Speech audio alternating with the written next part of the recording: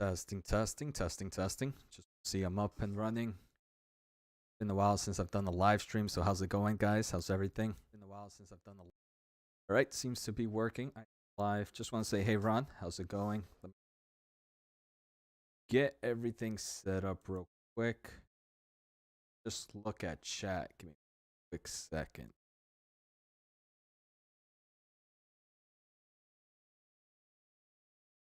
Is everybody excited for earnings today, or what? Should be getting the results in a few minutes if they haven't come out yet.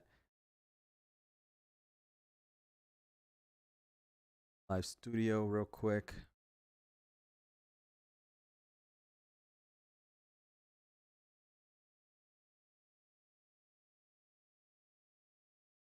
What's going on, Active Hybrid?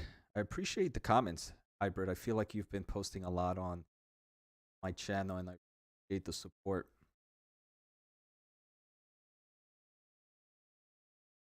Get this fixed up real quick so I can see that. Been a while since I've done this, so I'm a little rusty right now. There we go. Right, everybody should be able to.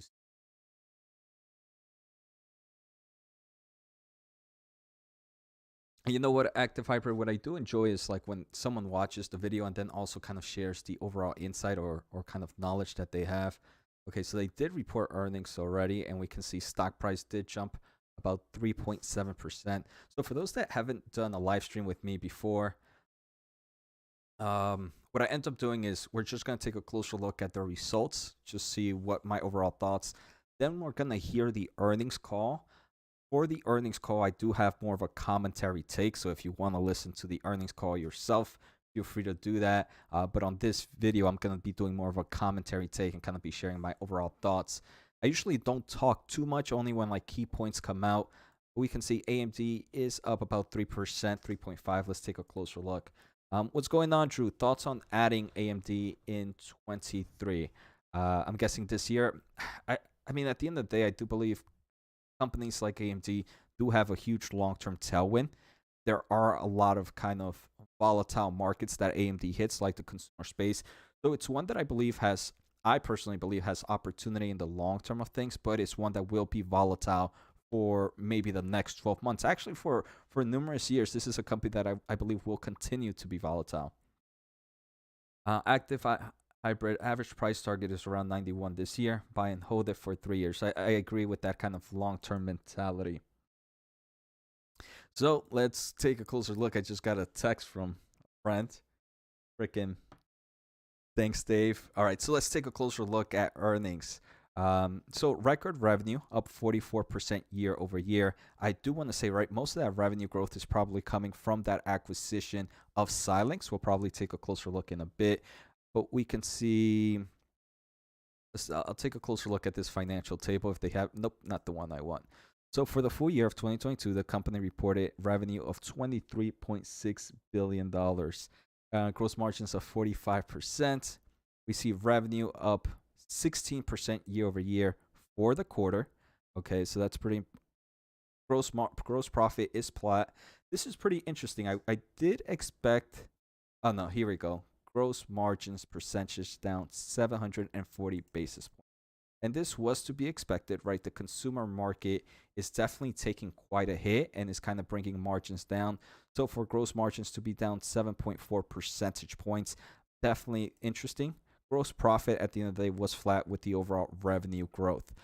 What else? Net income definitely took a hit. So we can see net income right now is about $21 million, down 98%, roughly $1 billion last year. We're going to have to take a closer look at those numbers where that kind of loss in net income is coming. Earnings per share is roughly a penny compared to 80 cents last year, down 99%. But now if we take a closer look at GAAP, so there might be some one-time expenses, because if we take a closer look at non-GAAP numbers, the story kind of changes. So we do see gross margins still drop about 70 basis points, and we got to take a closer look at what are they charging here in gap that they're not kind of charging here in non-gap. We can see gross margins is only down 70 basis points compared to a year ago. We can also see net income is pretty much flat compared to a year ago. So that's definitely pretty interesting, especially like I mentioned, the consumer market is pretty weak. And yeah, and the gaming market is kind of weak for them in the graphics cards. Earnings per share, 69 cents, down 25%. So we can see, right? Some might be wondering, hey, Jose, how is this company's net income flat but earnings per share down 25%? Main reason, right after that acquisition of Xilinx, this company did dilute a bit of their shares. So even though net income is flat, earnings per share has decreased due to that kind of dilution of shares. So let's see what else do we have. So 2022 was a strong year for AMD. We delivered best, blah, blah, blah. We accelerated in the growth. Although the demand environment is mixed, we are confident in our ability to gain market share in 2023. I do believe most of us expected that for the year, where AMD is going to continue to grow market share, at least in the server side. So now if we take a closer look at quarter 4 22 results, revenue of 5.6 billion, up 16% year over year, mainly driven by growth across the embedded and data center segment. So this is, I want to say, one thing that AMD, I feel like some of us get a little bit too excited. If AMD did not have that Xilinx acquisition, this revenue would be down on a year-to-year basis. I do believe most of the revenue growth is going to be coming from the Xilinx market. That doesn't mean that the data center market is not growing, but it would be in a similar place to certain other semiconductor companies where total revenue is down on a year-over-year basis because of that lower hit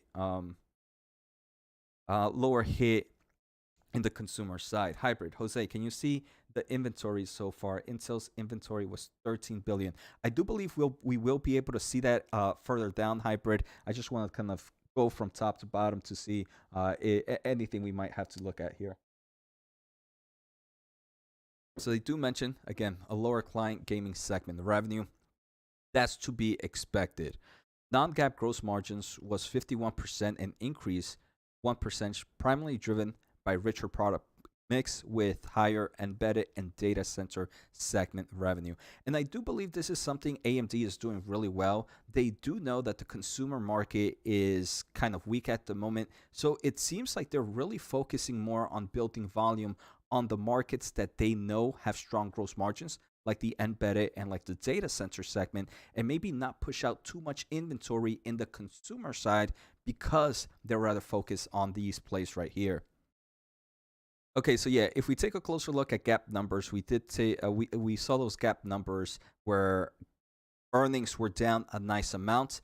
It does seem like those numbers are mainly due to a Xilinx acquisition. We can see the loss was primarily due to the kind of Xilinx acquisitions and some of their intangible assets. So nothing too crazy there. Let's see. Diluted earnings per share, again, associated with the Xilinx acquisitions like we mentioned before. Cash and cash equivalent of $5.9 billion at the end of the quarter. The company returned $250 million to shareholders through share repurchase this quarter. I want to say I feel like this is a company that I would have expected more buybacks this quarter, especially with the cheap shares that it had. But I guess this company maybe wants to be a little bit more focused on their balance sheet at the moment. Cash from operations, $567 million in the quarter compared to $822. Free cash flow, $443 compared to $736 million. Again, so we are seeing a bit of a decline, a nice decline in cash flow from operations. This is to be expected, right? Because a year ago, we did have that profitable cash flow coming in from the consumer side, from the gaming side, the client side. That's not the case right now. But for them to still be kind of positive free cash flow, in my opinion, still looking okay. So here we can see the data center segment. This is what I'm here for. Data center segment, 1.7 billion, up 42% year over year. Obviously driven by strong sales of EPYC server processors. One thing I want to hear about in the earnings call is how is the demand for Genoa at the moment, or what's going on? Thanks for joining. Appreciate the support. So one thing I want to listen to in the earnings call is this demand for Epic server processors, is it still on their third generation, or are they seeing or are they seeing the new generation picking up a good portion of the sales right now?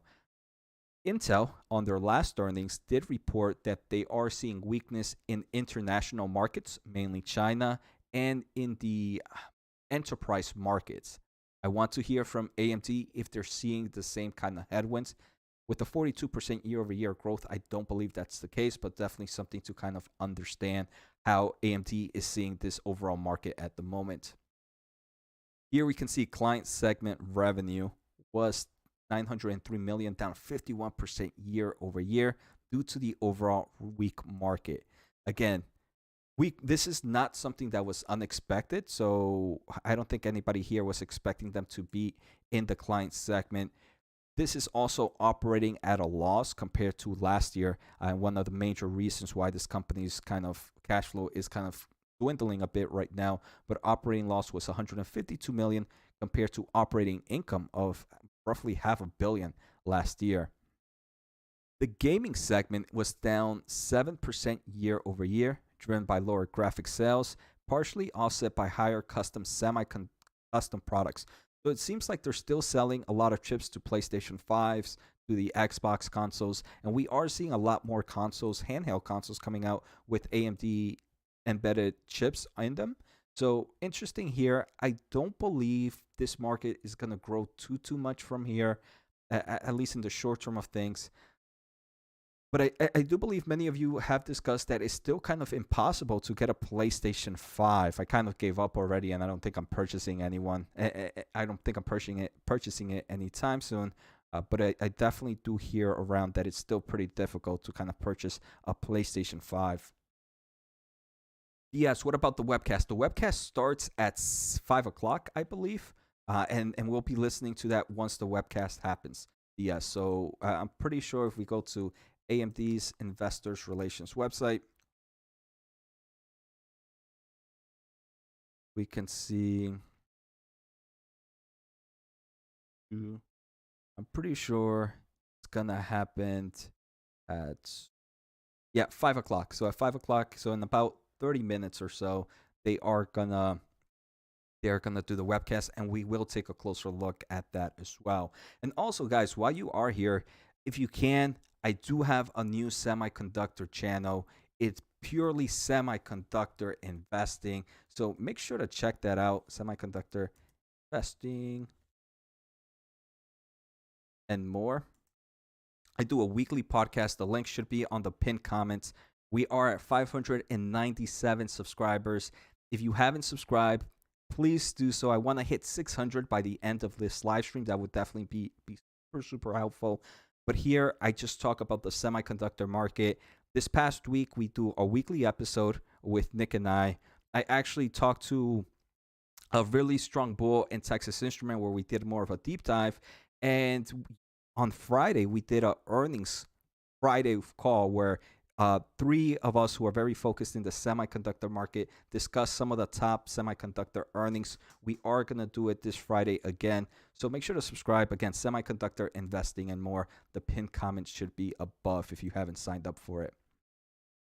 Now, this is to me probably my favorite market. The next one we're going to take a closer look at, the embedded segment. This was 1.4 billion, up a bazillion percent compared to a year ago. Obviously, AMD did not have much of a embedded segment until their Xilinx acquisition. So I could care less about this year-over-year growth. What I do believe is super important is operating income was roughly $700 million. That means the margins for this is 50%. I do believe this is a market that's going to continue to grow, especially with the growth of things like automotive, like robotics, aerospace and defense, space. So definitely a growing market, and one that I believe does not get enough love from AMD at the moment. What else do we see? So I'm not too curious about 2022 results. Let's take a closer look at the overall stock right now. Shanaz, can Texas Instrument 10x according to you? I want to say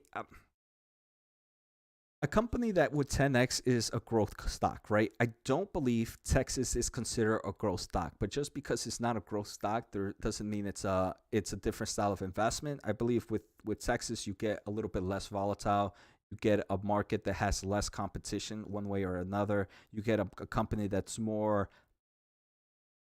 if you're looking for a dividend play. So I think Texas is probably more for maybe certain investors that want to get into the semiconductor space and want to kind of have a market, a semiconductor market performer, and not kind of get too much of that volatility. So I personally don't think it could 10x um, in the next 5 to 10 years, but I do believe it could perform better than the overall market. I do believe the semiconductor market as a whole will be a market beating sector in its own. What's going on, Amit? How's it going? Happy to finally catch you live, bro. I know it's been a while. Me watching your videos, you go live every morning. Maybe one day I'll start that again. But for now, I'll start just doing these earnings bits. So let's see. Right now we have AMD up 3.6%.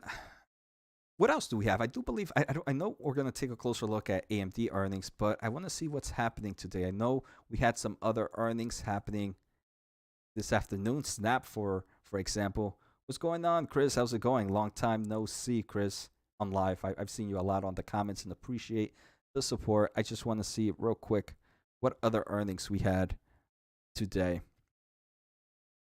Come on, earning whisper. Just give me the damn names.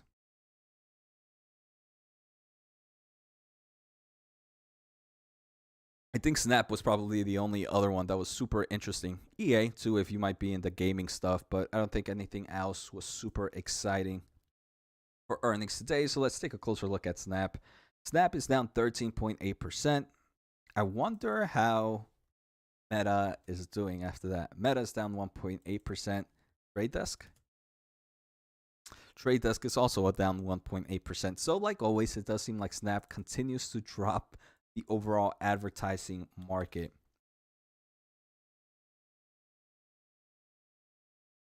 So quick question, guys. What are some of your top semiconductor holdings right now? Is AMD one of the top players, or is this a company you're looking to invest in 2023?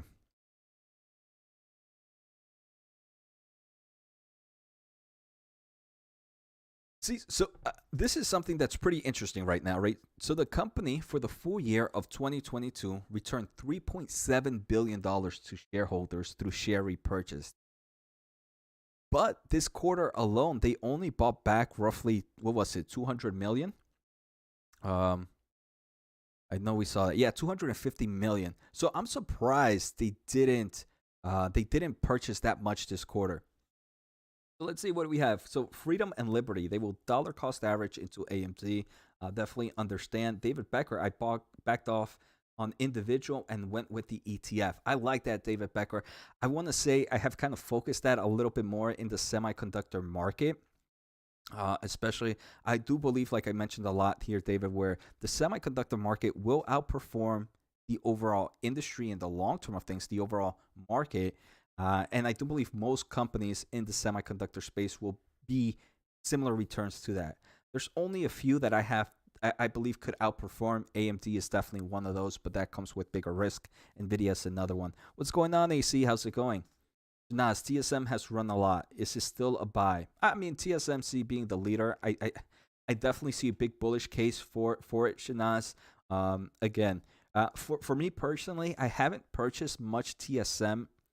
What I have been doing actually what David Becker has been doing, and that's purchasing an ET. Every time I want to purchase TSM, I kind of tend to purchase a ETF instead on the semiconductor market, because if I do believe TSM will kind of perform, might beat the semiconductor market, but I don't think it will be such a wide gap where I want to take that at a risk. So for me, a ETF approach for instead of TSM is what I enjoy right now. Active hybrid quarter one guidance is better than expected, so that means AMD is going to get a good chunk of server market share in quarter one. Let's take a closer look. What's going on, Benison? Any mentions of metaverse in their demand forecast? I'm just gonna picture here. I mean, I know in their investors presentation they do believe that that the metaverse is gonna be a driving force for computational needs, visualization needs, processing power, to deal with things like augmented reality, virtual reality, and all this gaming. So I don't think they mention it here, but I do believe it's in their demand forecast. I don't know exactly how much do they expect though. So let's see. We have active. I want to take a closer look at their guidance. So recent PR, nothing that I'm too surprised. They did announce Genoa on December, their fourth generation of AMD EPYC processors. AMD powers 101 of the supercomputers in the top 500, as well as the most powerful, I believe. The number one is also powered by AMD. Freedom and liberty. We can't have PC notebooks acting as a room heater like Intel. Right now, in the room I'm in, it's a little cold, so I wouldn't mind a little room heater at the moment. So let's see what else do we have. This is something I'm super interesting. So I want this earnings call to tell me a little bit. I want to know a little bit more about their fourth generation Genoa. How's the demand looking now that it's kind of gone public? The other thing I want to learn is a little bit more about this MI300. How are they seeing when's the actual release date for this? Hopefully they explain that, or at least give us a new event that's gonna explain a little bit more about their data center market. Obviously, in the embedded market, there's so much with their FPGAs. I don't think anything here is too crazy. We'll keep looking. We did see that AMD did change CFO. The new CFO is the previous CFO of Marvell, which was pretty interesting. All right, so here we go. So for the first quarter of 2023, AMD expects revenue to be approximately $5.3 billion plus or minus 300, a decrease of approximately 10% year over year. Year over year, the client gaming segments are expected to decline. Nothing weird there. Partially offset by embedded and the data center segmented growth. If I recall correctly, quarter one of 2022 was the first quarter that AMD included a portion, not the full quarter, but included only a few weeks of the Xilinx acquisition. So for this to be approximately down 10% year over year, that's definitely interesting. So we can definitely see how big of a hit the client and the gaming segments are taking a hit right now. But overall, it's way better than Intel, right? What did Intel report? Intel Investors Relations.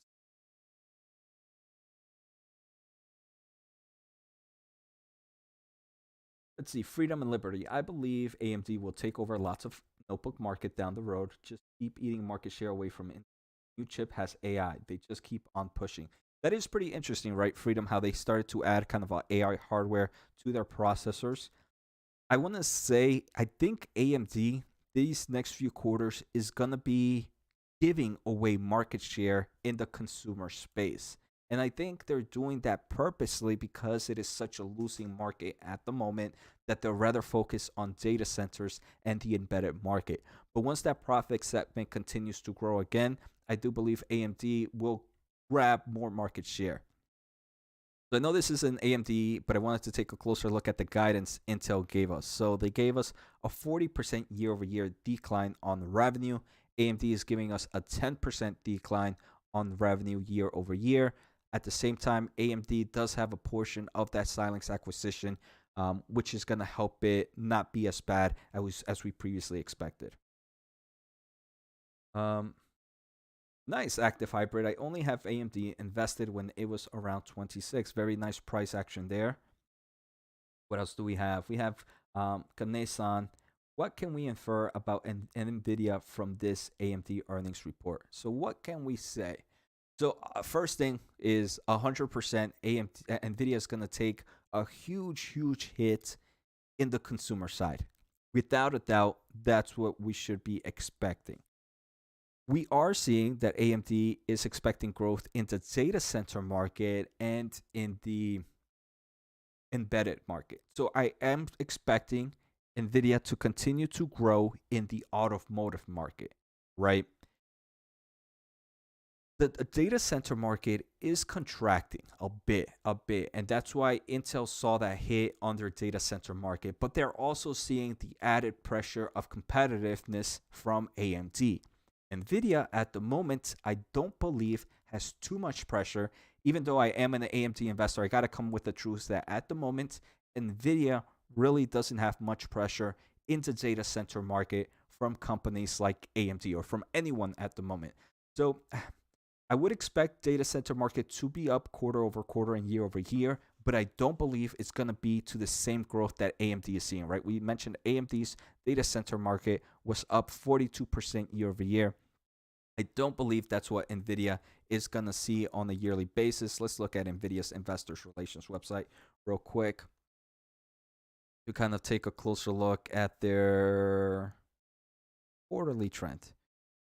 So if we take a closer look, 3.8 versus 2.9. I wish they gave us numbers here. Let's see. Press release. Data center market, data center market. So their data center market last quarter was up 31% year over year. I would expect their data center growth to be lower than 31%, but higher than 15%. So I do expect the data center market to continue to grow. Gaming down, professional visualization down, auto up, OEM and others down. So I want to say quarter over quarter, I personally expect for Nvidia this 5.9 to be close to the bottom. So if quarter 4 of 2023 is lower than this 5.9 billion, it's not going to be it's not going to be much lower. It's not going to be a drop like this where we saw 8.2 to 6.7, 6.7 to 5.9. If anything, maybe 5.9 to 5.7 or 5.8. At the same time, we are seeing a lot of focus in AI, so there could be a good reason where it's pretty much going to be flattish around these numbers. So strong growth in data, decent growth in data center, strong growth in auto. The rest are going to be weak for Nvidia. We'll definitely take a listen to their earnings call when they come out. So let's see what else we have here. So again, I mean, earnings were great, 2.7% up after hours. To me, it tells me that the market was still a little bit bearish on AMD, even though I do believe many of us expected the data center market to be up. Definitely going to take a closer look to that earnings call. Does anybody have any questions that they might want to ask during the live stream, or ask to other viewers also as well?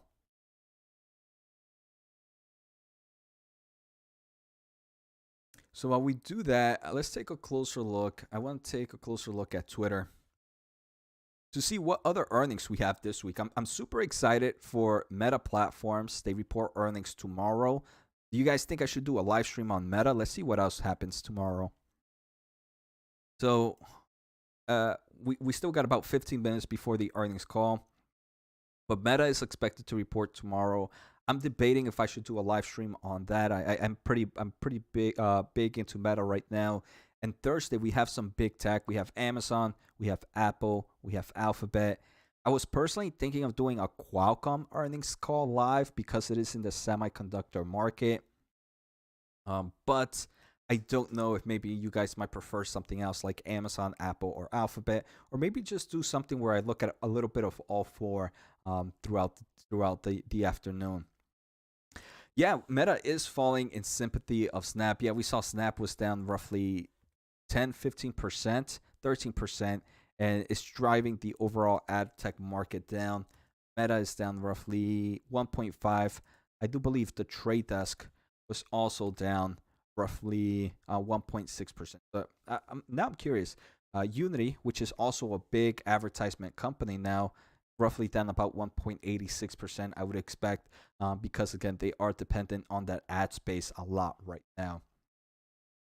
Does anybody here a shareholder of Meta at the moment where they might want to see an earnings call tomorrow? Oh, man. So let's see. What do you guys think is going to happen during the earnings? Do you think management, goodness, you have Meta? Yeah, pretty interesting company. I do enjoy it. They're artificial. I feel like so many people look at Meta as a company that only focuses on the social platform, but they are a big player in artificial intelligence and data center. So I do believe that's going to allow them to continue to grow in the near future. Oh, you have a huge chunk. Nice, nice, nice. Pretty good. Pretty good. All right, let's see what we have here. Anything trending? So right now, AMD is trending. Was it up on the day today? I didn't even notice that. Oh wow, yeah. So AMD, um, I think so. We have AMD was up 3.7% today, and then 2.7% after hours. So definitely a nice, nice day for semiconductor investors. How's Nvidia taking the news? I don't understand why Nvidia would be down 1%. I wonder if, since Nvidia is a little bit more dependent on the consumer market right now, they're not diversified as AMD with like the embedded market, that I wonder if investors are saying, wow, consumer is going to be pretty weak. It's time to kind of sell off Nvidia a bit, especially since in the past month, this company is up roughly 36%. Um,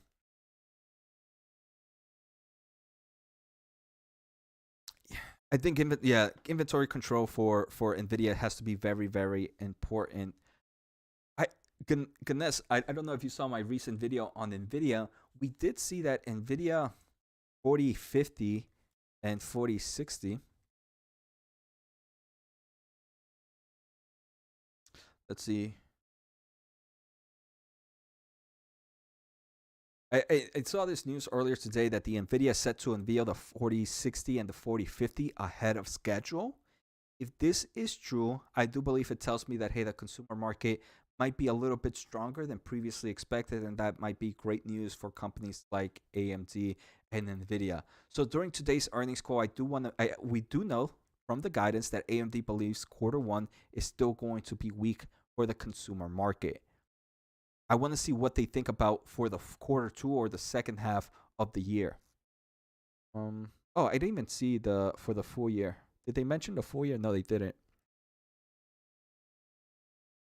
Normally, AMD gives us an outlook for the full year of 2023, but they did not do that this time. I wonder if it's just such a volatile time that they were unable to, they don't feel comfortable sharing that.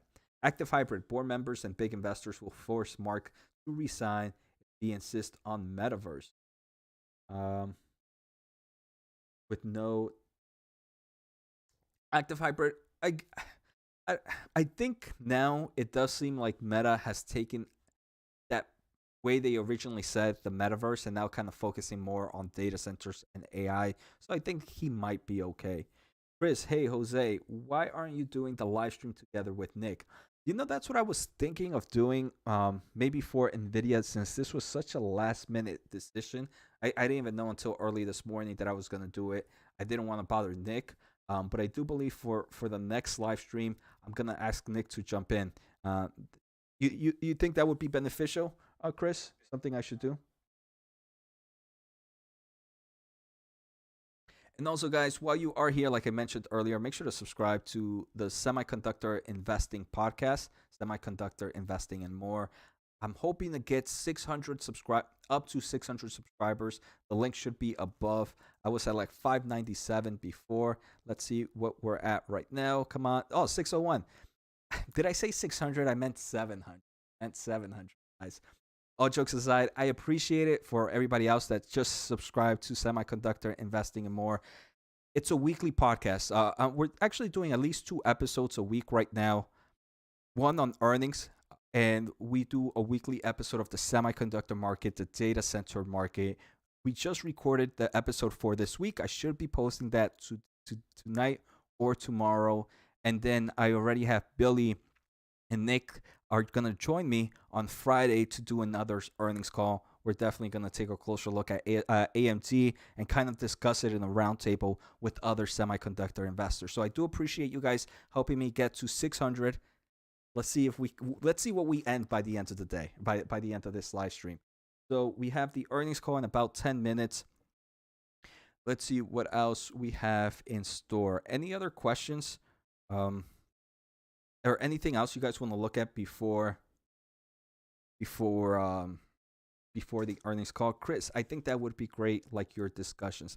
I agree, right? I That's one thing I enjoy about doing my videos and kind of inviting Nick to join to kind of get into the this co-host for the podcast because it allows us to discuss and kind of share ideas. Sometimes I might look at a company one way and he might look at it the other way in a way I would have never thought about looking at it. So it definitely helps out with just kind of having the brain flowing.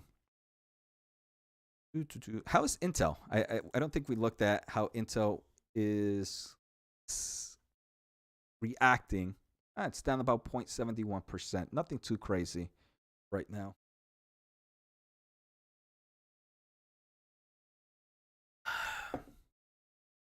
All right, all right. Let's see what else we can see before their earnings call. Mhm. I'm still kind of salty that AMD did not buy more shares this quarter. I wish they would have bought a little bit more shares. I wonder if they're gonna talk. I wonder if an analyst. That's probably my favorite part about the earnings call is listening to the questions, and I hope someone asks why did this company not buy too many shares? And here, this is all right. Pre-acquisition revenue.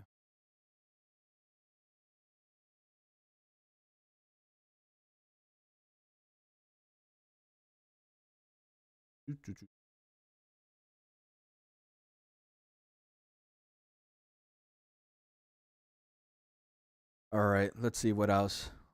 Net revenue. I want to take a closer look at current assets. So we have plenty of cash. Company has plenty of cash, right? $4.8 billion in cash and cash equivalents, roughly $1 billion in short-term investment. Inventories have increased a nice amount to about 3.7 billion. I wonder what inventories were last quarter and how much that has grown. Let's see if maybe we can pull that up. We have quarter three results. Let's look at quarter three. Come on. Financial information, maybe.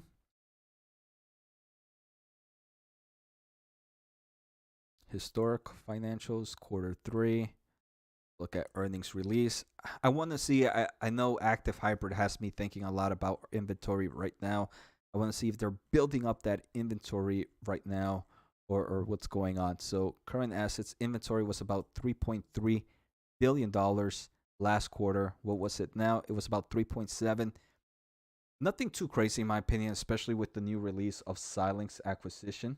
Not with the Xilinx, with the release of Genoa, right? So I do believe they are probably just building up that inventory. They are also expecting to release Genoa X and the other kind of iterations of their fourth generation this year.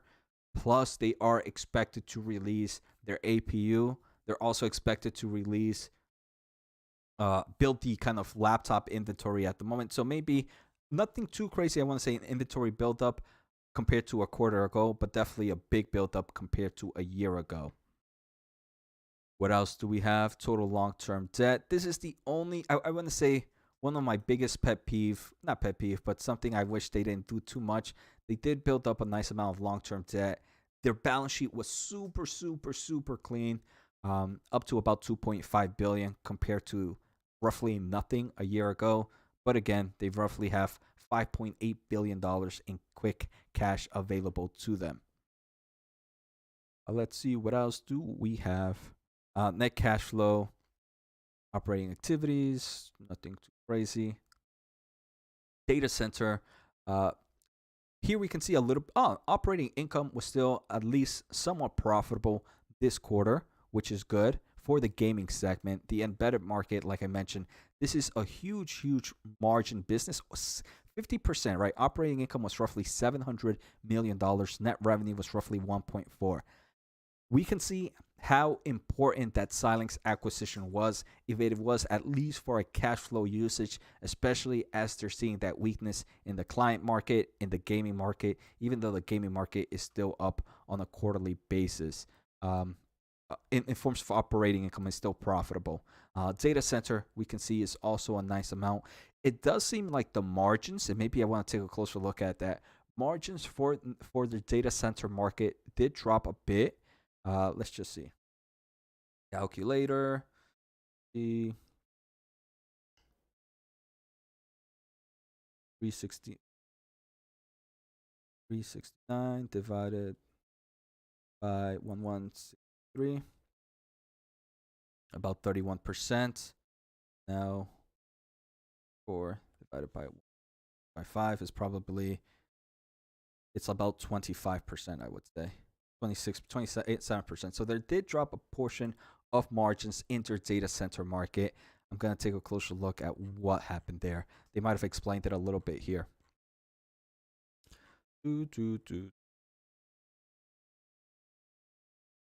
Data center market operating income was 27% of revenue compared to 369 million or 32% a year ago. I didn't even have to do the math. I could have checked it here. The operating income increase, again, was driven by that higher revenue, yes, number-wise, but it was partially offset by research and development investments to support growth. The operating margin decrease was primarily due to higher R&D investments to support growth.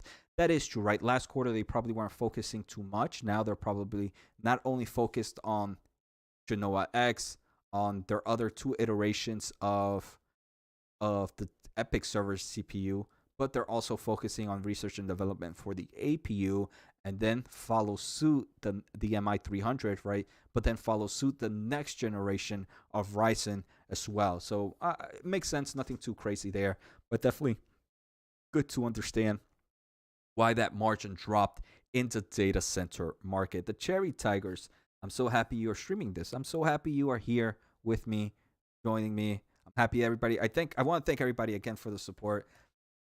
So I do think the earnings call will be starting. So let's check the volume really quick so everybody can make sure we can hear this fine.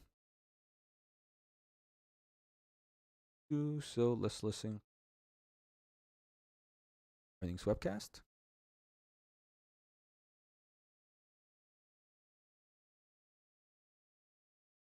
What do I consider myself? Let's just go. Individual investor. No one better email me. All right, so they're still talking. I mean, they're still playing music. I'm going to hide that for now because you guys hear it. I think it might get not demonetized because I'm not monetizing this live stream. It might go quiet for a bit.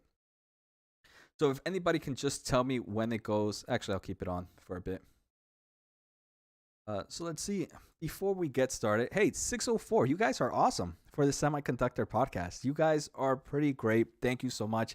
I think in the past hour, we've gotten about 10 subscribers. Again, if you are curious about the semiconductor space, you gotta subscribe to Semiconductor Investing and More.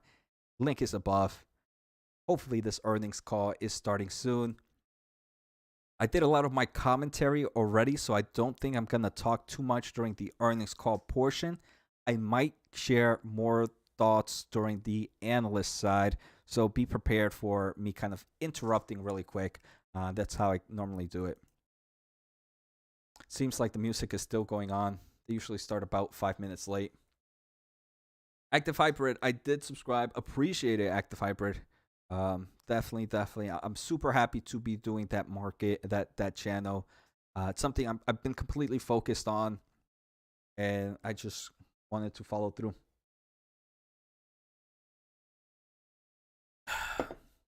I think I'm gonna need more water because it definitely gets tiring doing these. Your channels are undervalued. Happy to be with you over the last 2 years. I appreciate that. It means a lot. I've learned so much, and I definitely found where I can definitely shine, and that's, I believe, the semiconductor market for sure. So I appreciate the support. I definitely know a lot of you guys that continue to post on my videos. David Becker, AC, Active Hybrid. Who else do I have? Chris, Cherry Tigers. I see you guys post a lot, and it means a lot. If I might have missed you, my apologies. But some of you I've seen for a long time, and even though I might not know you by names, I know you by your YouTube. Let's see. Has the earnings call? Nope, they still have music on. They have some really good background music though. if you guys are listening to it right now, it sounds like I can't play the music right now because YouTube and music stuff. Um, but it sounds like I just won a game, and this is the end credit music where it's like, hey, you completed the game. Congratulations. Let's see how it goes.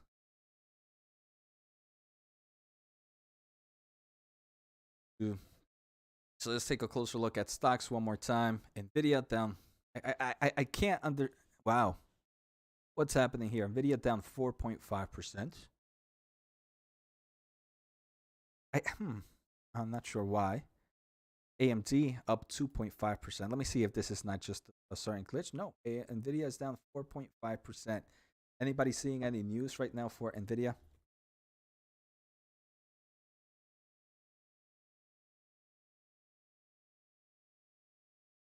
Let's just go to Adam real quick. This is easiest place to. Yeah. Nope, not. Let's see stock twits. Stock twits is also what is happening. Nvidia. Oh, I know you guys are here for AMD. I guess it's not.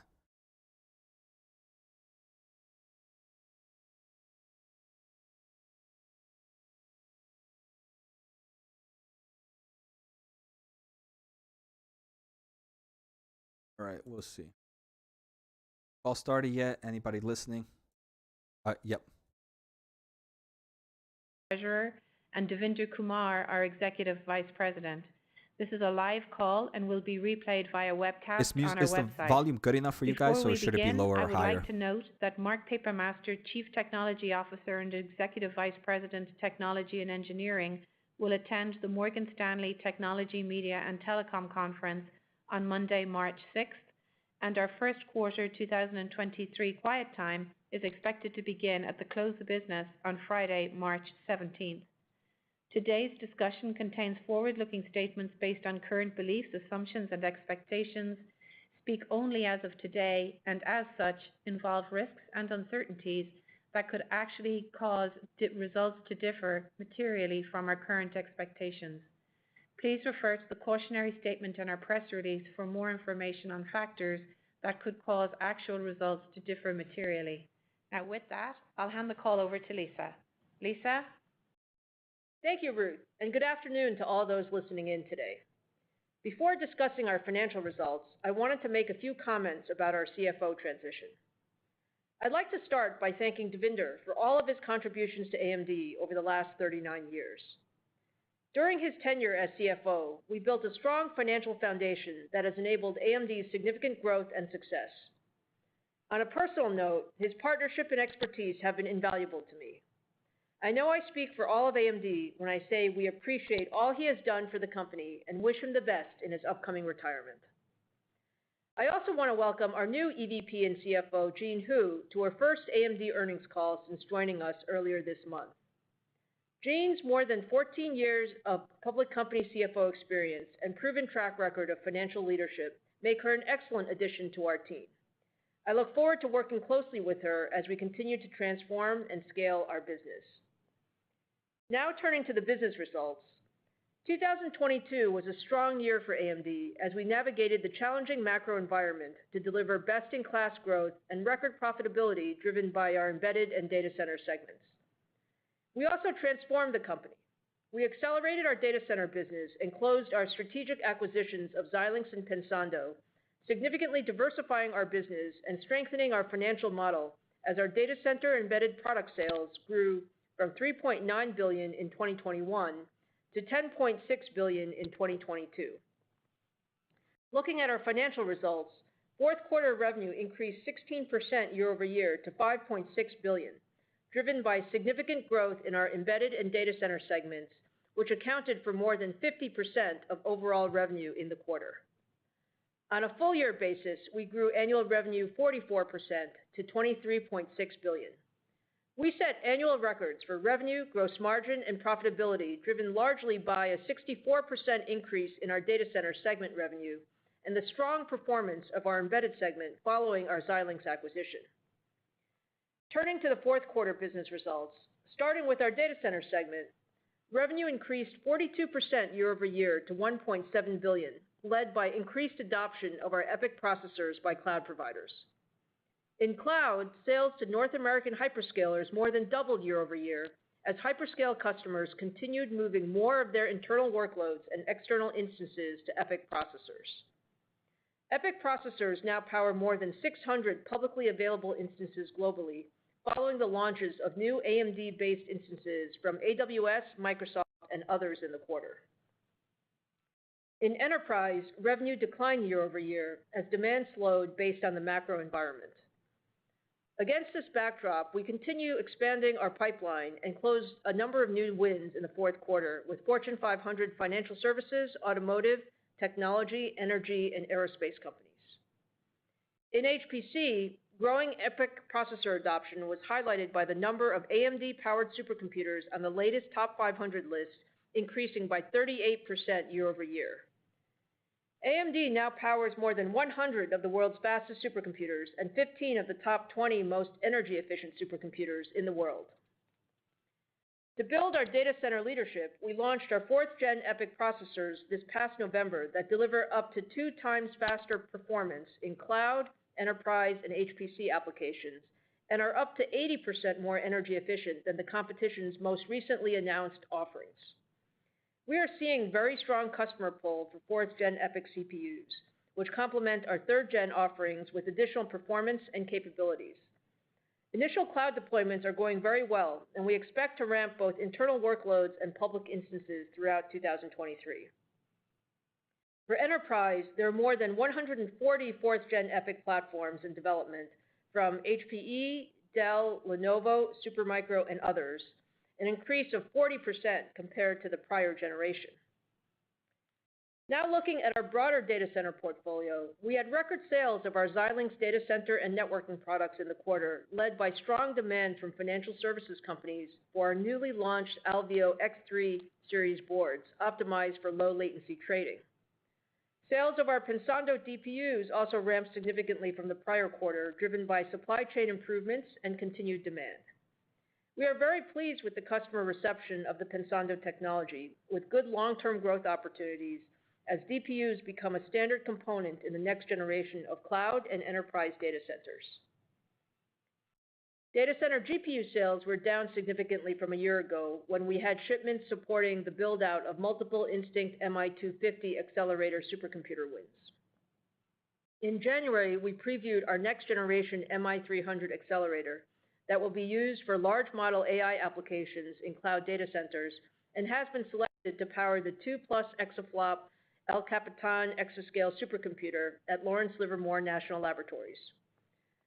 MI300 will be the industry's first data center chip that combines a CPU, GPU, and memory into a single integrated design, delivering 8 times more performance and 5 times better efficiency for HPC and AI workloads compared to our MI250 accelerator currently powering the world's fastest supercomputer. MI300 is on track to begin sampling to lead customers later this quarter and launch in the second half of 2023.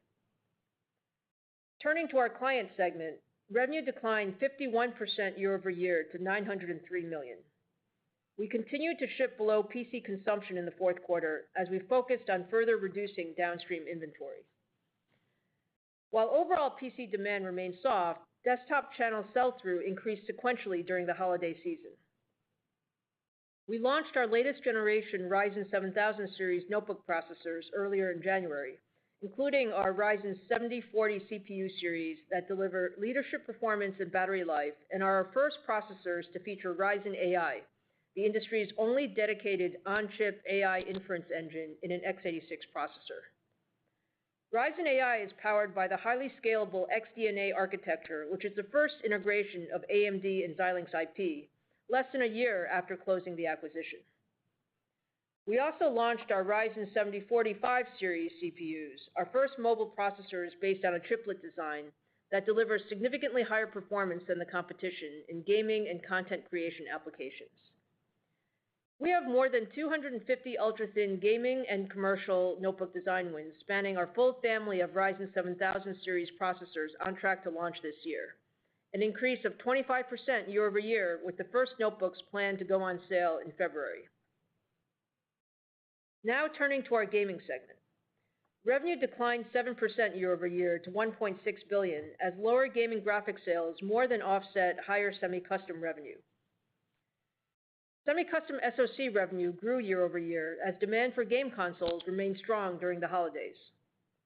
Gaming graphics revenue declined year over year as we further reduced desktop GPU downstream channel inventory. Channel sell-through of our Radeon RX GPUs increased sequentially, and we launched our high-end Radeon 7900 series GPUs to strong demand based on the performance of our new RDNA 3 architecture and 5nm chiplet design. In January, we announced our first RDNA 3 mobile GPUs that have been selected to power new gaming notebooks from Dell, Alienware, Asus, and others that are on track to begin shipping in the first half of 2023. Looking at our embedded segment, revenue increased significantly year over year to a record $1.4 billion. We had record sales across a number of our embedded markets, including communications, automotive, industrial and healthcare, aerospace and defense, and test and emulation. In communications, we saw particular strength with expanded 5G wireless installations in India and ongoing wired infrastructure deployments with Tier 1 communications providers. Automotive growth was driven by the ramps of new forward camera, 4D radar, and infotainment wins across multiple customers. We recently announced multiple new wins for our automotive-grade Zinc UltraScale Plus platforms with some of the largest vehicle equipment suppliers, including ASIN's next-generation automated parking assist system and Denso's next-generation LiDAR platform that can improve the resolution required for autonomous driving and other industrial machine vision applications by 20x. We also continue to see strong growth with industrial and healthcare, aerospace and defense, and test and emulation customers in the quarter, driven by SAM expansion for our leadership adaptive SoCs, new design win ramps, and increased supply across multiple nodes. Taking a step back, as we approach the one-year anniversary of the closing of our Xilinx acquisition next month, the integration has gone extremely well, and our embedded business has become a major growth driver for AMD, strengthening our financial model and significantly diversifying our business. In addition, we are seeing substantial new revenue synergy opportunities as we combine Xilinx's industry-leading adaptive products and 6,000-plus customers with AMD's expanded breadth of compute products and scale. In summary, overall, 2022 was a strong year for AMD despite the weak PC market. We significantly grew our data center, embedded, and gaming businesses and executed well across our product portfolio. As we enter 2023, we expect the overall demand environment to remain mixed, with the second half stronger than the first half. In the PC market, we are planning for the PC TAM to be down approximately 10% for 2023. We expect to continue to ship below consumption in the first quarter to reduce downstream inventory, which is reflected in our guidance. In our embedded and data center segments, we believe we are well positioned to grow revenue and gain share in 2023 based on the strength of our competitive positioning and leadership high performance and adaptive product portfolio. We do see elevated levels of inventory with some cloud customers, which will lead to a softer first half and a stronger second half of the year. We continue working very closely with our customers to navigate the dynamic market conditions, while also making the right strategic investments to exit the current cycle with an even stronger and more differentiated set of products to drive future growth. Over the next several years, one of our largest growth opportunities is in AI, which is in the early stages of transforming virtually every industry, service, and product. We expect AI adoption will accelerate significantly over the coming years and are incredibly excited about leveraging our broad portfolio of CPUs, GPUs, and adaptive accelerators in combination with our software expertise to deliver differentiated solutions that can address the full spectrum of AI needs in training and inference across cloud, edge, and client. Now I'd like to turn the call over to Jean to provide some additional color on our fourth quarter and full year financial results. Jean? Thank you, Lisa, and good afternoon, everyone. 2022 was a very strong year for AMD. We had a record revenue, gross margin, profitability, and we generated a significant free cash flow. The year was also highlighted by our strategic acquisitions of Xilinx and Pensando, expanding and diversifying our business portfolio. Fourth quarter 2022 revenue for $5.6 billion was up 16% from a year ago, driven by higher revenue in the embedded and data center segment, partially offset by lower client and the gaming segment revenue. Gross margin was 51%, up 70 basis points from a year ago, primarily driven by richer product mix with higher revenue in the embedded and data center segment, partially offset by lower client segment revenue. Operating expenses were $1.6 billion compared to $1.1 billion a year ago, driven by the inclusion of Xilinx OpEx and additional R&D and go-to-market investments to support the next phase of our revenue growth. Operating income declined $66 million from a year ago to $1.3 billion, and the operating margin was 23%, down from 27% a year ago. Net income was $1.1 billion, flat year-over-year. Diluted earnings per share was 69 cents compared to 92 cents per share a year ago, primarily due to lower client operating income. Now turning to our reportable segment for the fourth quarter. Starting with the data center segment, revenue was $1.7 billion, up 42% year-over-year, primarily driven by strong growth in third-generation EPYC server processor revenue and the early ramp of fourth-generation EPYC processors. Data center operating income was $444 million, or 27% of revenue, compared to $369 million, or 32% a year ago. Higher operating income was driven primarily by stronger revenue, partially offset by higher R&D investment to support the top-line revenue growth. Client segment revenue was $903 million, down 51% year-over-year due to reduced processor shipments resulting from a weak PC market and significant inventory correction across the PC supply chain. Client operating loss was $152 million compared to operating income of $530 million a year ago, or 29% of revenue, primarily due to lower revenue.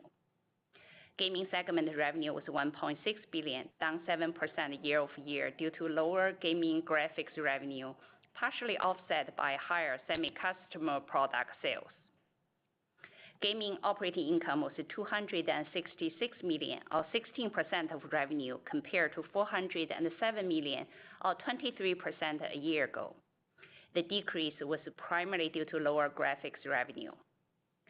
Embedded segment revenue was $1.4 billion, up $1.3 billion from a year ago, primarily due to the inclusion of Xilinx embedded revenue.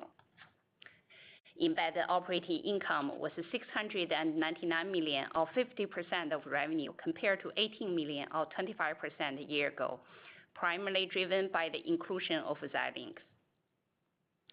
Turning to the balance sheet. We have a strong balance sheet with cash equivalents, and short-term investment of $5.9 billion at the end of the fourth quarter. During the quarter, we returned $250 million to shareholders through share repurchases. In 2022, we returned a total of $3.7 billion to shareholders, which was 119% of free cash flow. We have $6.5 billion in remaining authorization to share repurchases. Free cash flow was $443 million compared to $736 million in the same quarter last year. Free cash flow decreased primarily due to higher inventory. Inventory was $3.8 billion, up approximately $402 million from the prior quarter, primarily driven by the inventory increase in advanced process nodes to support the ramp of new products. Now let me turn to our full year financial results. 2022 revenue was $23.6 billion, up 44% year-over-year, driven by increased embedded data center and the gaming segment revenue, partially offset by lower client segment revenue. On a combined AMD and Xilinx company basis, 2022 pro forma revenue was $24.1 billion, up 20% compared to $20.1 billion in 2021.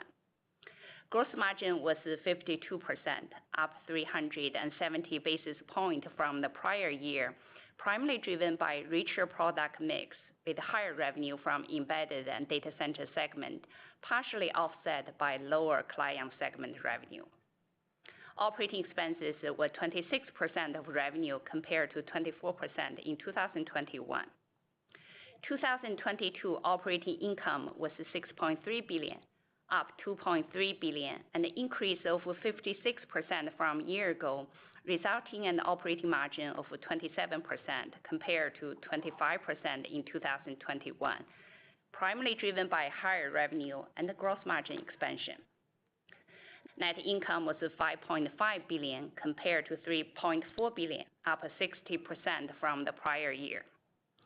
Earnings per share was $3.50 compared to $2.79 for the prior year, primarily due to data center growth and the addition of Xilinx. Full-year free cash flow was $3.1 billion, resulting in free cash flow margin of 13% for the year. We invested approximately $1 billion in long-term supply chain capacity in 2022 to support our expectations for future revenue growth and increased market share. Let me now turn to our financial outlook. Today's outlook is based on current expectations and contemplates the current macro environment. For the first quarter of 2023, we expect revenue to be approximately $5.3 billion, ±$300 million, a decrease of approximately 10% year-over-year and 5% sequentially. Year-over-year, data center and embedded segment revenue are expected to grow, offset by lower client and gaming segment revenue. Sequentially, embedded segment revenue is expected to increase. Client and gaming segment revenue are expected to decline, largely consistent with seasonality. Data center segment revenue is expected to decline due to elevated levels of inventory with some cloud customers. In addition, for Q1 2023, we expect non-GAAP gross margin to be approximately 50%. Non-GAAP operating expenses to be approximately $1.6 billion. Non-GAAP interest expense, taxes, and other to be approximately $146 million based on 13% effective tax rate. The diluted share count is expected to be approximately 1.62 billion shares.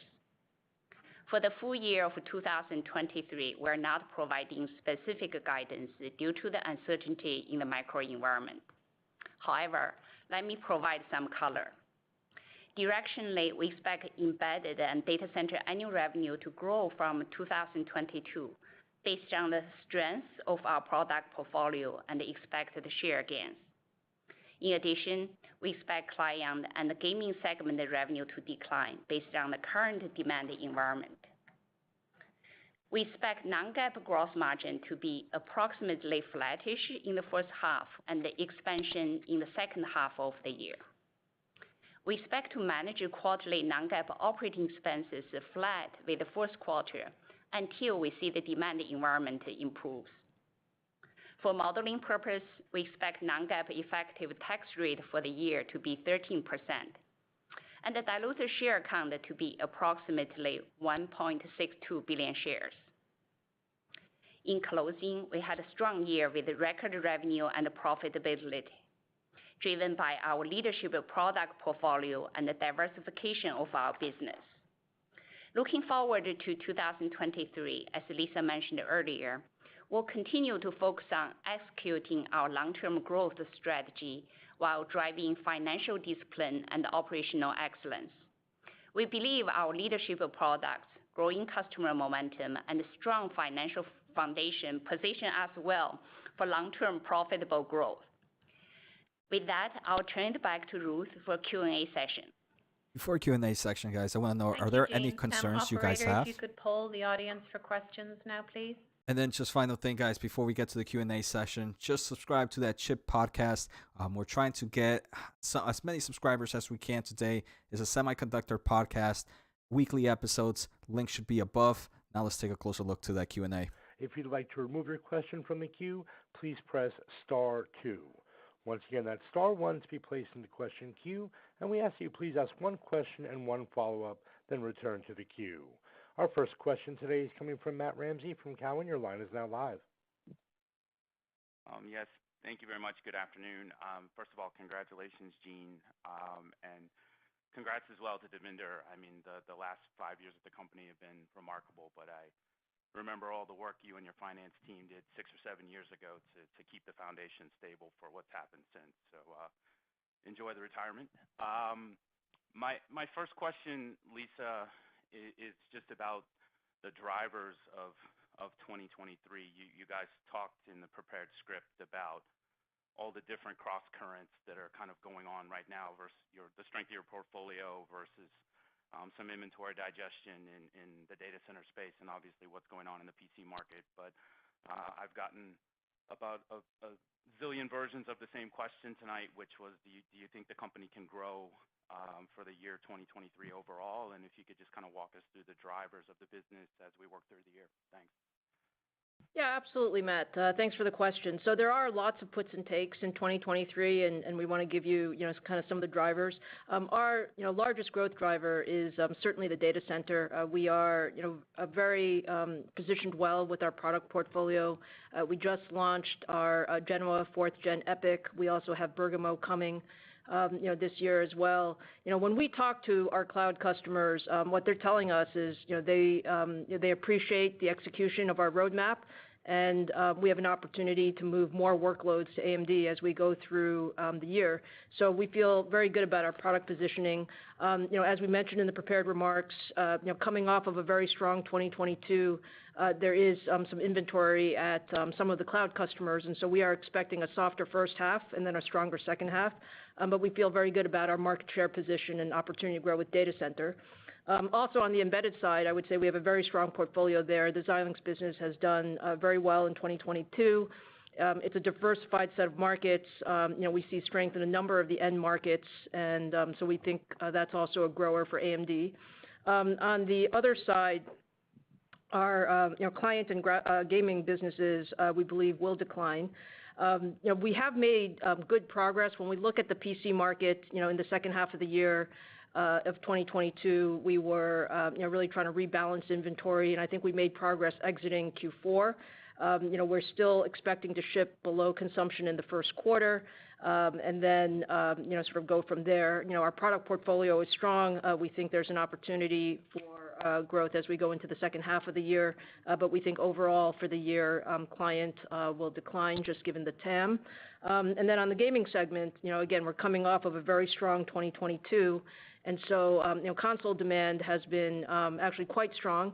And given where we are in the cycle, we would expect gaming to be down on a year-over-year basis. But overall, I think lots of puts and takes, but we're positive on what we can do in terms of the data center and the embedded segments, given our product portfolio, and we'll watch the macro on the client and gaming and see how that plays out.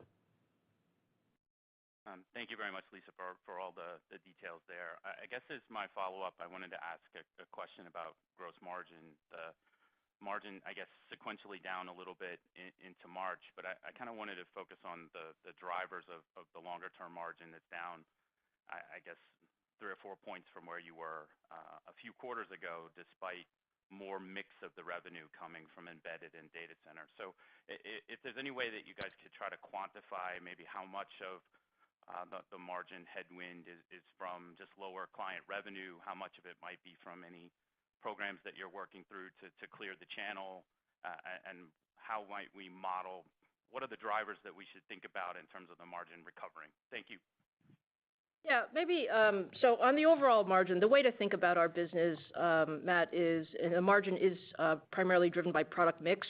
So as the embedded and data center businesses grow, so the margin expansion grows with it.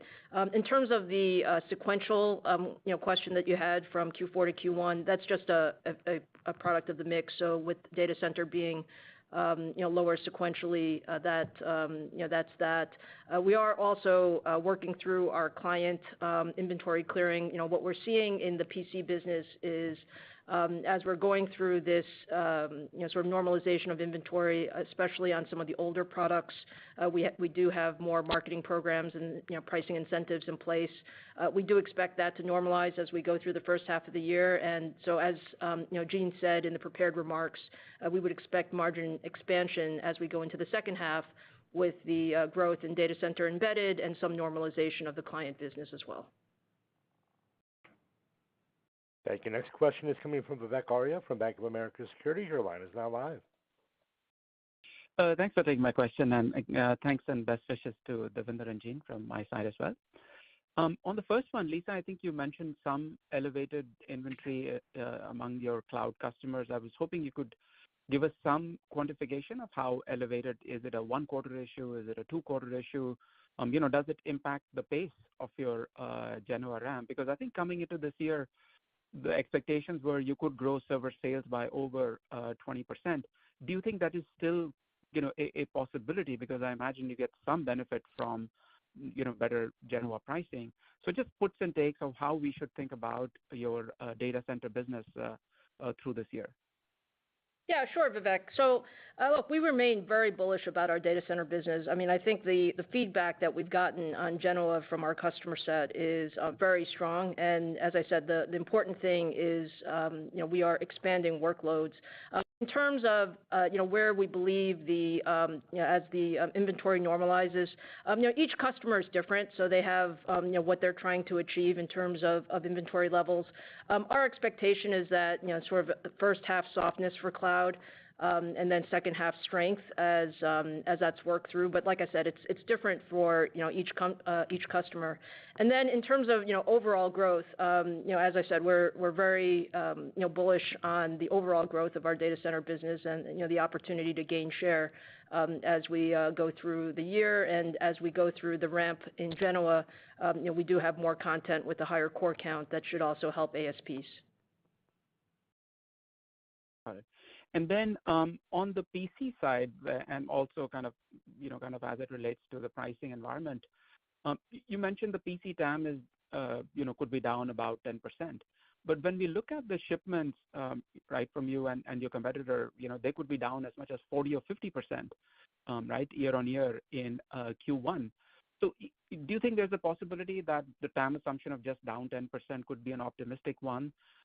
Because I would imagine that would suggest the inventory clears out soon, but you're suggesting that it may not clear out till Q2. So I was just hoping you could give us some better sense for, when the PC market starts recovering, and do you think it could become more price competitive before it recovers? Yeah. So maybe just to make sure that we're just correlating the numbers. So, my comment about PC TAM being down 10% was assuming if you take a look at sort of what IDC just published for, 2022 at about 290 million units, and that's more of a sell-through TAM versus a sell-in TAM. So we have been under shipping sort of the sell-through or consumption for the last 2 quarters in an attempt to renormalize that as soon as possible. In terms of, do I think it's conservative? I think it's in the zip code. I think it's in the zip code. So if you imagine 2023 sell-through TAM of about, 260 million units plus or minus, seems to be about the right number. We have made good progress in inventory normalization. We want to be cautious, obviously, heading into the year, just given the macro environment. First quarter we said would be roughly seasonal, for PCs. I think second quarter, first quarter should be the bottom for us in PCs. And then grow from there into the second quarter and then into the second half. And I should note also, Vivek, I mean, we just launched our Ryzen 7000 series with, sort of our AI capabilities, both from a notebook and desktop standpoint. So we feel good about the product roadmap in PCs. Obviously, we have to get through this normalization. Most of the focus is on continuing to differentiate our products and working with our customers to offer, sort of very strong platforms. Thank you. Next question is coming from Stacy Rasgon from Bernstein Research. Your line is now live. Hi, guys. Thanks for taking my questions. I I noted that you said that gross margins would expand in the second half, but you didn't give us any color on how much they might expand. Can you give us any idea of like first half to second half, or I mean just for the full year? Do you think gross margins grow year over year from the 52% that you printed in 2022? Yeah. Hi, Stacy. This is Jean. Let me take this question, then Lisa can add. As we talk about it, is both our embedded and data center segment have strong gross margin. So we feel pretty good about second half. We continue to have the growth of both embedded and data center segment. The major headwind we are facing is really client side, which if you think about gross margin, the first half of 2022 versus the first half of 2023, the major impact is from the client revenue inventory correction, which impact the gross margin in the client segment. So going into second half, the normalization of a client segment will help us to expand the gross margin. I think it really depends on how the client segment will recover. That will drive the gross margin if it's going to go back to the first half of 2022 or expand beyond that level. But overall, we feel pretty good. Once we normalize the client segment, our gross margin will continue to expand. So I guess to ask the question again, for 2023, do you think gross margins can expand over 2022? Maybe what I would say, Stacy, is I think we've given you the puts and takes for where the margin goes. I think it depends a bit on what happens in the macro environment, but we do feel good about second half expansion, and we'll see sort of the relative recovery in macro as it relates to all of our segments.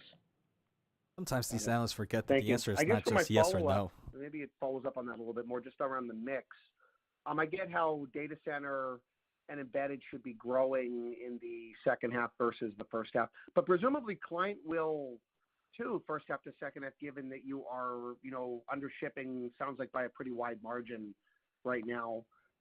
How do you feel about your mix just across the four businesses of the second half versus the first half? Do you think your data center plus embedded mix as a percentage total revenues in the second half is materially higher than it is in the first half? Or, I mean, could it even be, not that different at all, given the potential growth that you might see just from the channel normalization in client?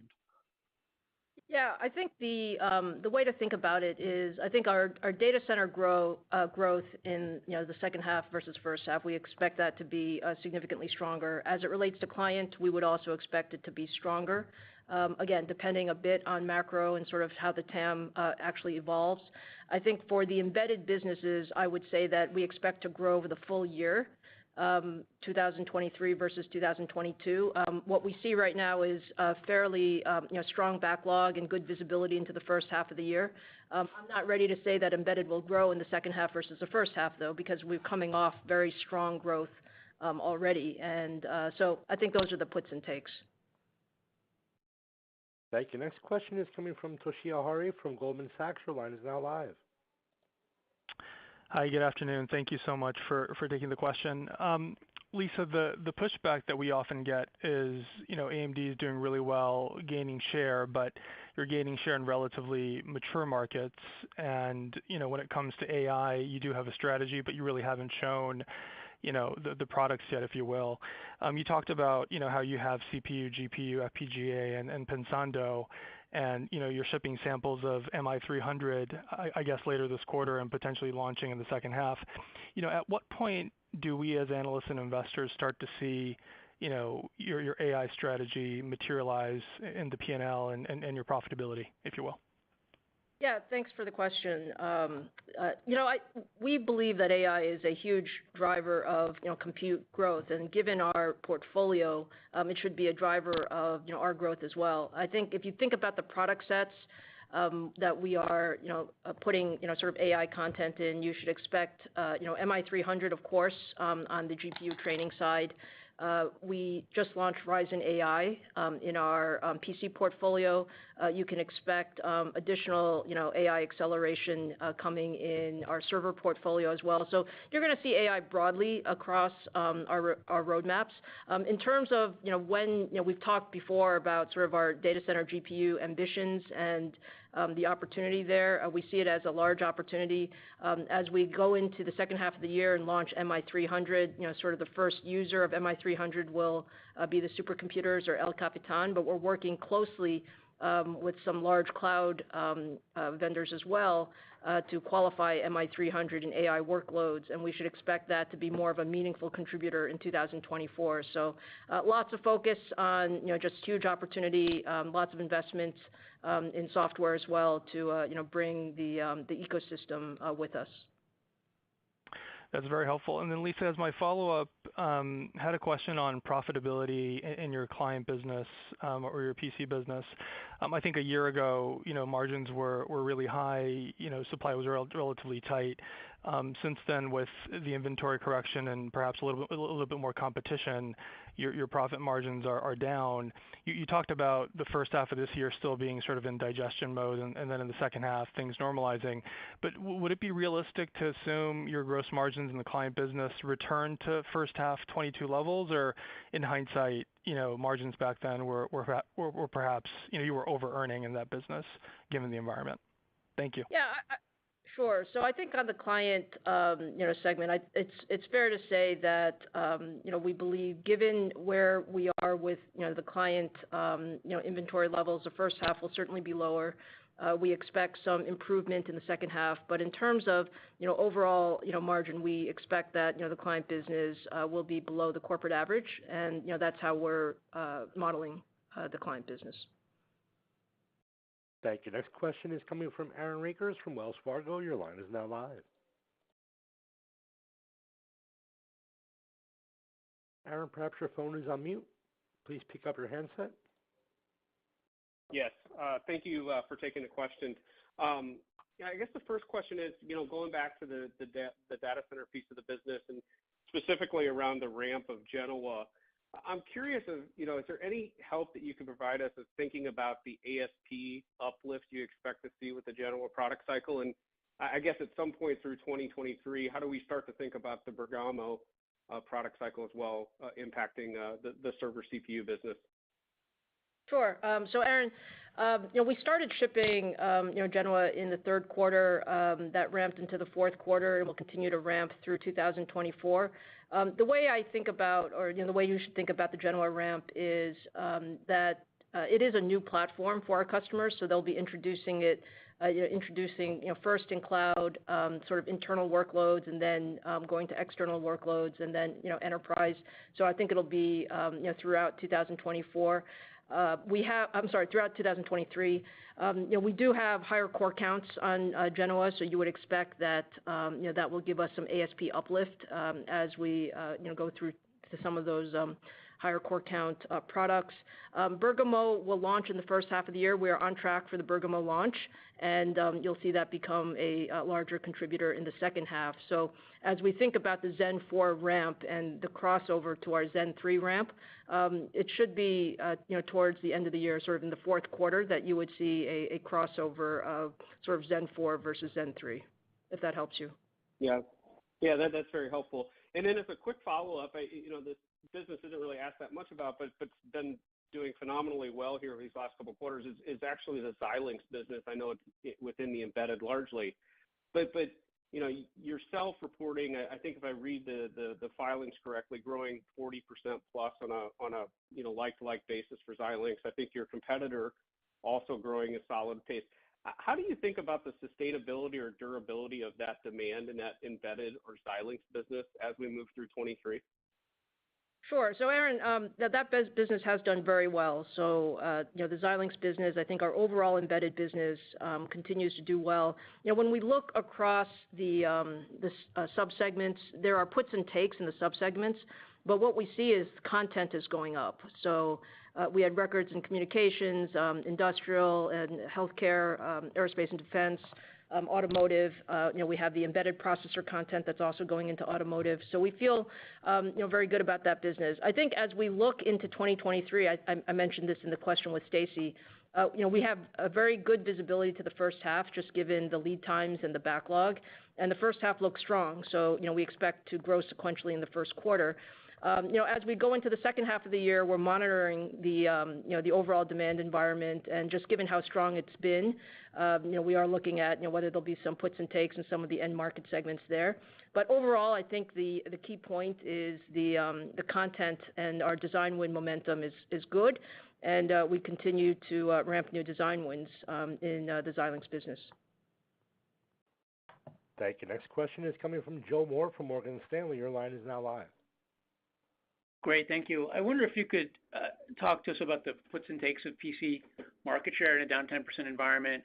I would assume it helps you if consumer is better than commercial, but what is your progress in terms of penetrating the notebook market and penetrating the commercial market where you could continue to gain share?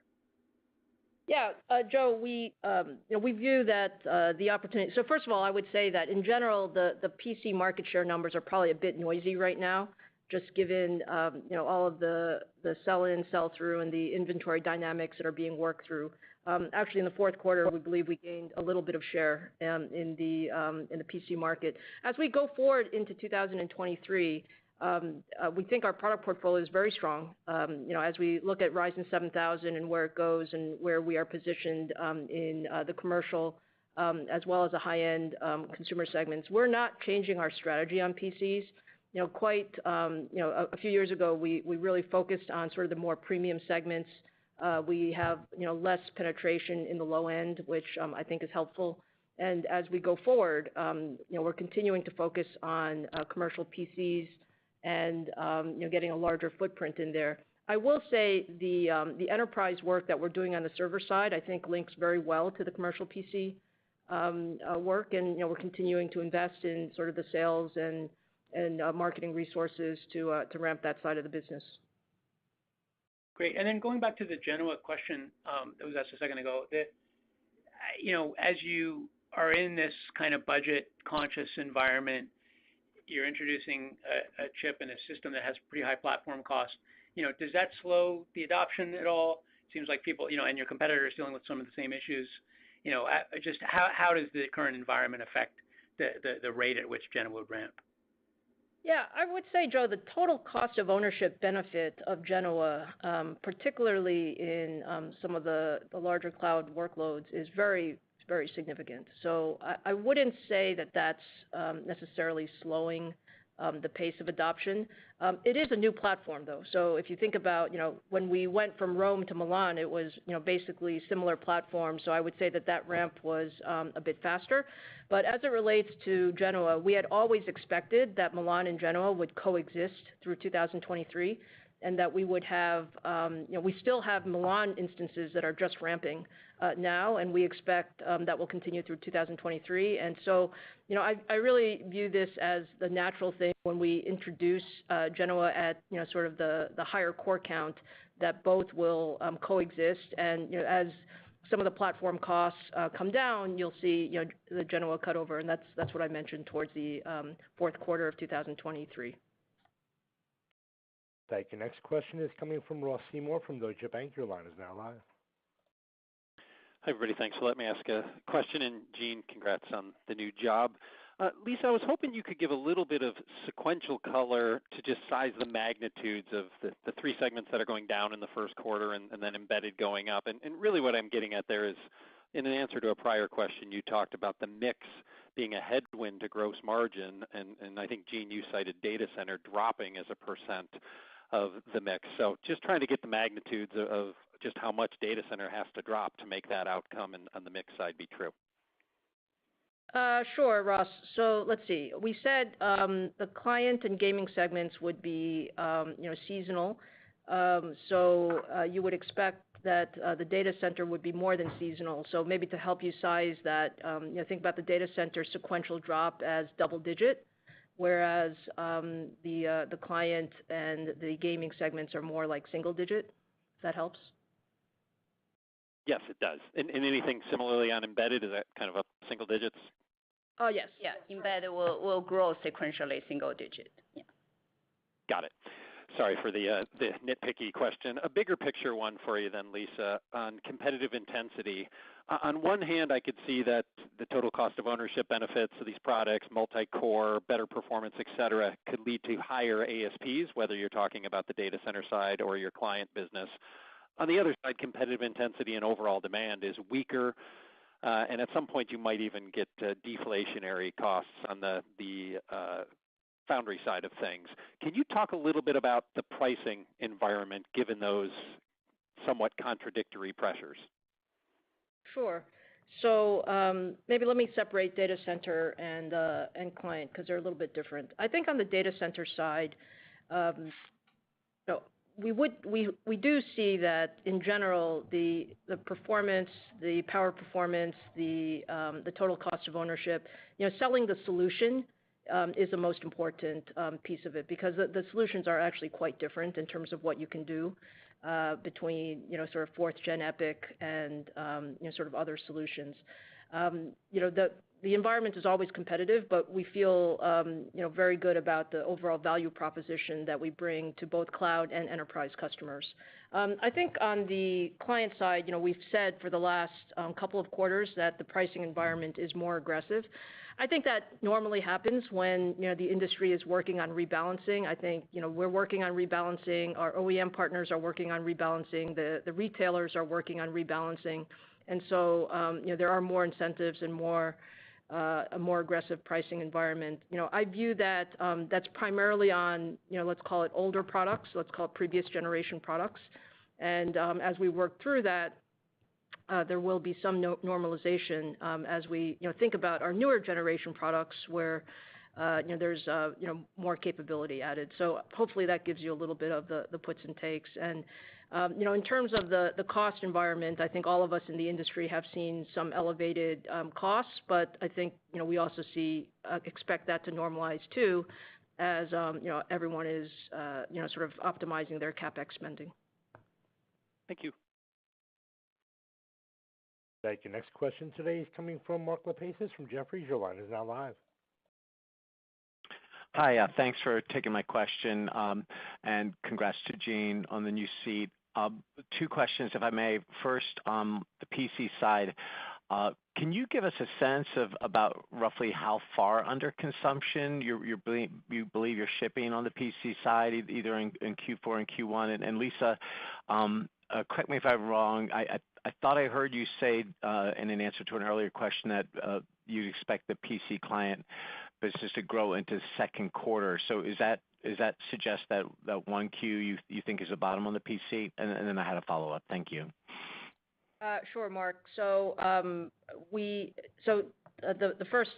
second question, yes. We do believe the first quarter is the bottom for our PC market, for our PC business. And we'll see some growth in the second quarter and then a seasonally higher second half. In terms of the undershipment, I mean, I think we undershipped in Q3, we undershipped in Q4. We will undership to a lesser extent in Q1. So I think you can infer that from our guidance of single digit down, and then we'll be back to a more normal environment. Now, just as a reminder, though, the first half is usually a seasonally weak client time, anyways. So we would expect more lift in the second half, not so much in the second quarter. Gotcha. Okay, that's very helpful. Thank you. And then a follow-up, if I may, on the China's lifting, as they're lifting the COVID restrictions, I guess, I would imagine that you would expect that ultimately at some point to translate into higher demand. And I'm wondering if you just kind of share with us your thoughts about how that might play out. And could you remind us, to the extent that you can help us understand the risk to the supply side for you in the event that the COVID spreads rapidly as they lift the restrictions and impacts what you have on the supply side there. Thank you. Sure, Mark. So we've done a very good job in our supply chain in terms of risk mitigation. So we have we don't believe that we have a significant risk as it relates to, COVID future outbreaks, if there are any. As it relates to China recovery, I think we would benefit from a China recovery. It's very difficult to call. I mean, we've seen, certainly in our data center business, we saw in the second half of the year and last year in the first half of this year that the China data center business has been weak for us. If there was a recovery, I think we would benefit from that. Similarly, some of the other, consumer patterns as well, but it's very difficult to call. So, we put that in the bucket of macro uncertainty, and we'll see how it plays out. Operator, we'll take 2 more questions from 2 callers, please. Certainly. Our next question is coming from Chris Danely from Citi. Your line is now live. Great. Thanks, ladies. Congrats on being the first all-female CEO, CFO team in semis. Long time coming. Hey, so your gross margins held up pretty well for the Q1 guide, despite high margin data center business going down. So if the data center business remains weak and has a rough quarter in Q2, could we expect a similar gross margin resiliency? Yeah, definitely. I think, as I said earlier, the major impact on gross margin actually is the PC client side. The stabilization and the bottoming of client business really help us with the gross margin at the current level. Second half, we should see the expansion of gross margin. Sure. And as my follow-up, on your PC client business, so it had its correction a little bit later than some of the other folks in the semi industry and was, obviously a little bit steeper. Can you talk about why that happened and, why we should or should not expect that, or could that happen in the data center business as well? I guess, Chris, what I would say is, I think the PC market has been volatile, and we did significantly, coming off the pandemic, there was, very high demand during the pandemic, and I think, we were all adjusting, as we're, looking at, sort of the demand environment post-pandemic and with macro uncertainty. I think the data center business, we have, again, we're heavily weighted towards cloud, and we have very, good discussions with our overall customer set in terms of what they need. I think what's going in our favor in the data center is our workloads are expanding, and so we've heard from all of our cloud customers that they're adopting both Milan and Genoa in more workloads than previous, and so I think that gives us good confidence. And frankly, the data center customers are also giving us good visibility into what they need for 2023. So there is an adjustment in the first half, and I think that's something that we understand, and we also expect that we're going to have to ramp up production in the second half as some of the demand resumes. And I think the overall factor of compute in the cloud being very important long-term driver is definitely there. So we feel good about sort of where we're positioned. Thank you. Our final question today is coming from Timothy Arcuri from UBS. Your line is now live. Hi, thanks a lot. Lisa, I had a question on your client business. I know that your competitor at times uses, rebates and subsidies, but the numbers that are in their filings have gotten pretty big. So I take it from your answer to a prior question that you think that's more on legacy parts. I guess I'm just kind of wondering what changes or impact that's had on your business, and I continue to hear these worries that it's going to have some lasting effect on your share and particularly on your margins. Thanks. Sure, Tim. So maybe let me make a couple points. I think all of us, as we participate in the PC industry, there are various parts of the ecosystem that we work with. We work with our OEMs, we work with our retail partners, we work with our distribution and channel partners, and we're all working together to work through sort of the elevated inventory levels. As I said, I think we've made good progress on that, and I think we have much better visibility into the various pieces. As it relates to the pricing environment, I do believe that the pricing environment is, particularly when you're clearing older inventory or older generation products is a bit more competitive, and we see that. As we look forward, the way we're modeling the client business is that we are modeling gross margins to be less than corporate average.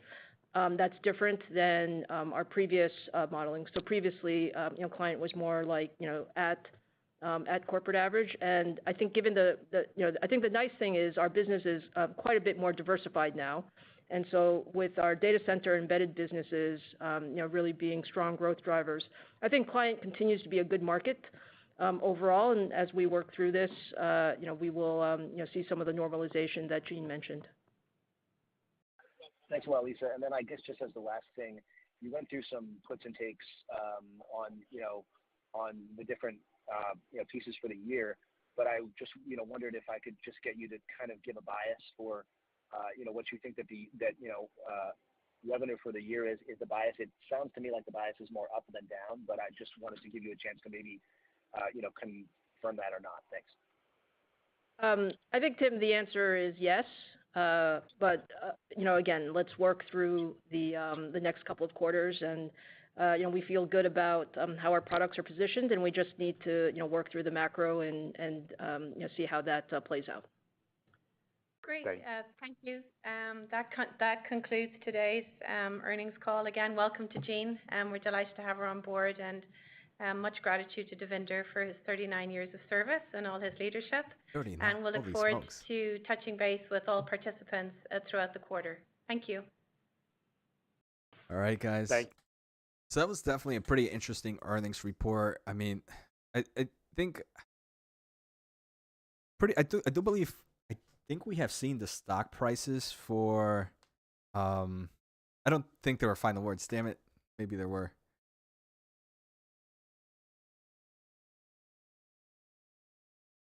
Nope, there were no final words. Got me all nervous for nothing, Big Buck.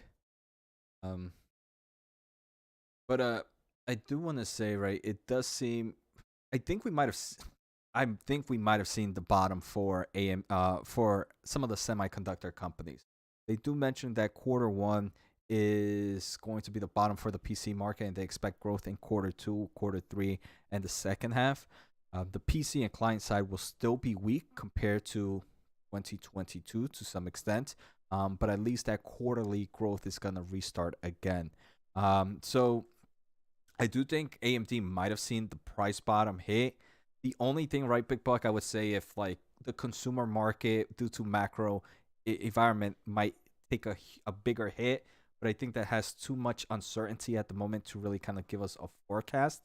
If things maintain how they are right now, I do believe the bottom has happened for the semiconductor company, at least for sure. I think maybe tomorrow when Meta kind of reports earnings, we might hear if there's a bottom in the advertisement market as well. We do see that their outlook, like we mentioned, is very cloudy at the moment. They didn't really give us a full year 2023 outlook, and that's very odd for them. They usually give us some form of growth rate. The only thing they're saying is the data center market, the embedded market are super, super strong, at least for the first half right now. But the second half, because things have been so strong, they might be a bit worried, especially in the embedded market, where they might start to see some weakness later on. But it's just too uncertain or too cloudy to really give us an outlook there. They do mention expansion in the second half of 2023. Expansion in the second half of 2023, but that's because the client market is expected to grow back. The gaming market is expected to grow back, so it'll kind of start with that gross margin expansion. I'm surprised though. One thing that really, the only thing I want to say that I really didn't like, I don't know why they just started playing the music now, is it doesn't seem like they're planning on buying many shares this year. As you can see, diluted share count is expected to be pretty much flat for the full year.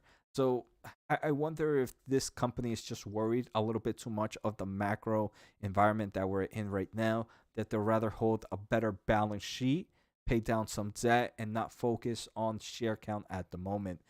Where I do wish they would have kind of purchased more on shares. What else? I mean, too crazy. Something that I found interesting is I forgot that Genoa was a new platform on itself, where kind of Milan and Rome were kind of in similar platforms, so there wasn't much adoption needed. But Genoa, yeah, I'm pretty sure Big Buck. She's taking a quick shower, so I have some time. Um, where Genoa, it is a whole new platform, so it's a whole new adoption rate. So the adoption rate is is a little bit longer to ramp up for that reason, especially with the environment that we're in right now. For that reason, I do believe this is going to be data center might continue to be strong in the second half, and especially as the company continues to provide new products for the data center market. Again, nothing crazy. I took some notes here. First quarter, like I mentioned, should be the bottom. They are under shipping. Uh, they do mention though that the clouding market does have at least the clouding market. They do expect maybe a first half softness, where a second half strength, as there is an inventory inflation. I agree with May bottom already, but still, for adding for my position, I would wait until Friday. Next 2 days could be pumpy, dumpy with earnings of Meta, Google, Apple, and Amazon. And I want to say, just because if the bottom has happened, I don't think it means that the opportunity has been missed. I just want to say maybe the optimized opportunity has been missed. But I personally believe in the long term of things, AMD, even though I'm a huge Nvidia fan, I believe AMD has the most valuation to growth attraction still. Um, where Nvidia has more of the growth attraction to it, but it does come with that added risk, in my opinion, of not being the best value in play. Where I do believe AMD might be a mixture of both growth and valuations to some extent. So again, if you guys have not signed up to the Semiconductor podcast, the link is down below. It's actually on the pinned comment. I'll post it here one more time. I'm thinking maybe next earnings, if I do Nvidia, I might invite Nick to join me. I know Chris might have suggested that earlier on, but maybe do these kind of live streams with another host as well. But if you guys haven't, make sure to subscribe to the Semiconductor Investing and More podcast, a weekly podcast on the semiconductor market. My goal was to hit 600 this subscriber. We actually made it to 608. Hey, look, we got chip stock investor Nick is with us. So if you guys haven't followed him, make sure to follow him as well. Let me just put his link as well here. But it does seem like we did get a nice amount of followers from this. So we'll probably hit this next time as well. Make sure to follow Nick on his chip stock investor channel. Like I said, let's see. I was hoping we could get to 610. We got to 608. That's more than enough. Tomorrow I might do Meta, and later today I'll do a video on AMD, kind of like a 10-minute dive on what really happened. So everybody take care. My wife, I think, is out of the shower, so I need to head out of here. Peace out, guys.